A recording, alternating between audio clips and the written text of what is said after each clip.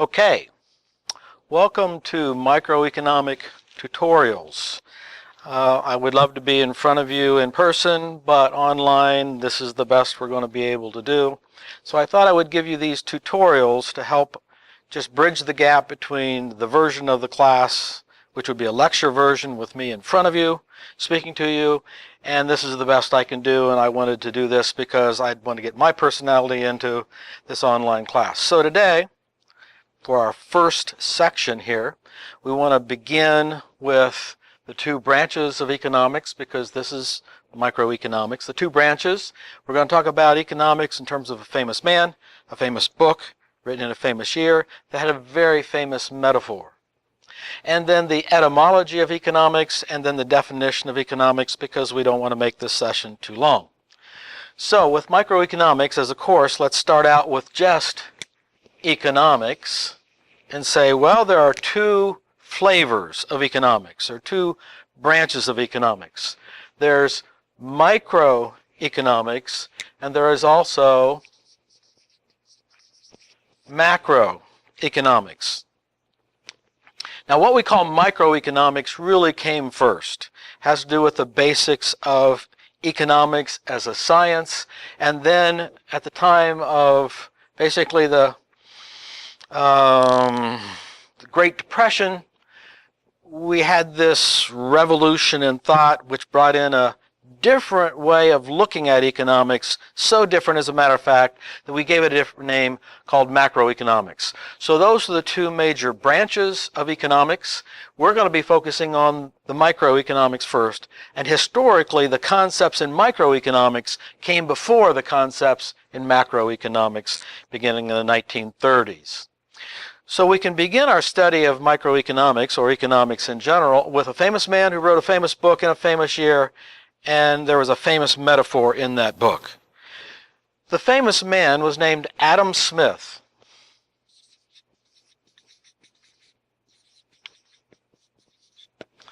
Adam Smith was a professor of moral philosophy, University of Glasgow, in the British Isles.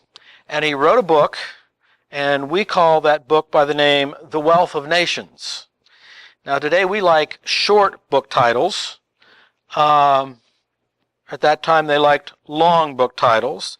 So the entire name for this book that we call The Wealth of Nations was really the long title of An Inquiry into the Nature and Causes of the Wealth of Nations.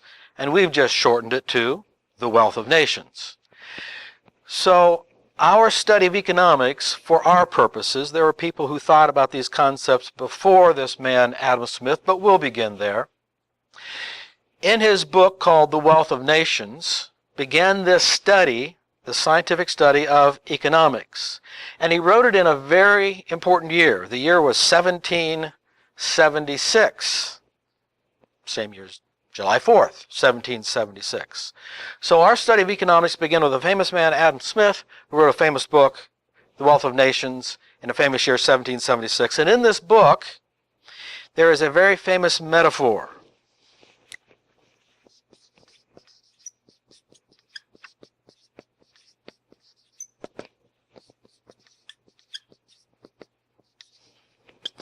That famous metaphor is the invisible hand. The invisible hand. Now, when he was talking about the invisible hand, the theme of the book, as you can guess from the title, an inquiry, meaning an investigation, an inquiry into the nature and causes of the wealth of nations. So the overall tone of the book was to answer the question, why is it that some nations become wealthy and other nations don't? Now, I don't have a classroom of students that I could ask here, and I can't ask you through this electronic medium here, but when I ask that to my students, I say, why do some nations get wealthy and other nations don't? And typical answers come up with, oh, natural resources, the educational level of the people, those sorts of things. But Adam Smith was really focusing on more of an idea, and it can be summarized to that nation which offers the greatest amount of economic freedom for its citizens, all other things being equal, will become the wealthiest nation. And why does it work out that way? It works out that way because of something that he called the invisible hand. The invisible hand was a metaphor for free exchange in the marketplace. Free exchange in the marketplace. So when people are allowed to have private property and freely exchange their private property with whoever they want, whenever they want, however they want, then that nation tends to become more economically prosperous than any nation that does not have that economic or political or socio-economic system. Next, we're going to talk about the etymology of economics and then the definition of economics, and then we'll make a break. First, the word etymology. The word etymology is a study of where words come from. Words just don't grow on trees. They don't pop out of nowhere. They have a history. And the etymology of economics talks about the history of the word economics. This particular word takes this part, and it comes from two Greek words, oiko, nomos. So if you say oikonomos fast enough and sloppy enough, I suppose, you can almost hear the word economics come out. Now, where we got the word economics and its history is not the same as the definition, but we're going to get a feel for what we're talking about with economics if we talk about this etymology of this word economics from these two Greek words. Oiko means household. Nomos, translated, means law or rule. So when we put these two words together, the general sense is that we're talking about a household ruler, or the person who makes the household law, or the person who is the administrator of the household. So sometimes I joke to my students that although I teach economics, when I go home, the real economist in my home is not me. It's the one who makes the household rules about what we're going to eat and where we arrange the furniture and all those sorts of things. And just since we're on camera here, I wouldn't have it any other way. I enjoy it that way. That's the way I want things. I do not want to be making all those sorts of decisions. Next, we want to talk about the definition of economics. The definition of economics. For testing purposes, you can use the definition that you find in this textbook or another textbook or on even Wikipedia, I suppose. Even though that's not a scholarly source, it usually comes pretty close. But I'll give you a definition in 4 words. You get these 4 words in the right order, and you're going to get full credit for the definition of economics. I could always be embarrassed if someone takes my economics course and they say, well, what did you learn in economics? What is economics about? Oh, it's about the stock market, and it's about saving money and making money. And, well, we'll boil it down to 4 words, and you'll get credit for those 4 words. The definition of economics in this class is human action under scarcity. If you can get those in order, human action under scarcity. So a working definition for us is human action under scarcity. So we're going to hold right there. Where did economics begin? Well, it really began with the foundational principles we have in what we're calling microeconomics in some 4-year business school curriculum. Microeconomics is a prerequisite for macroeconomics.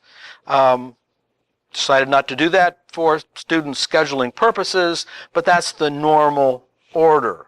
And the 2 major branches are micro and macro. Let me just expand on this just a little bit more before we call this section to a halt. Not too far from here, there's a place called Mohican State Park. And if I was to do a study of Mohican State Park, I could take some sandwich bags, a little X-Acto knife, a magic marker, and I could go into the woods and I could take a piece of bark from a shagbark hickory and put it in the little bag and write shagbark hickory. And then I could go over to a weeping willow tree and take a bit of that and put that in there, and a sugar maple and a white oak. And then I could go back to my laboratory and I could take a sliver of it and I could look at it under a microscope. If I analyze the smallest element of Mohican State Park forest down to the cellular level, that would be a small study, the smallest unit of study. Similarly, microeconomics studies the smallest decision makers, the smallest economic unit of decision makers in the economy. Now, on the other hand, if I didn't want to look smaller and smaller and smaller, I could stand back and get a bigger and bigger picture. I could probably climb up on the fire tower, or go up into a helicopter, or look at Google Maps. And if I'm looking at the whole layout of Mohican State Park, and I say, okay, there's some sand dunes over there, some weeping willows over here, and nothing's growing here, and a bunch of pine trees over here, and sugar maples over here. If I'm standing back looking at the whole scenario, that would be a macro view of Mohican State Park. So just to show where we're at, we're studying microeconomics, which means we're going to be studying the smallest economic decision makers in the economy. Of course, that could be an individual, but it could also be a family. Some decisions are made as a family. It could be a business firm. It could be a nonprofit like the Boy Scouts or the PTA. It could be a religious organization. But it's making a decision as a unit. So that's what we mean by microeconomics. We'll pick up with the next video coming up next.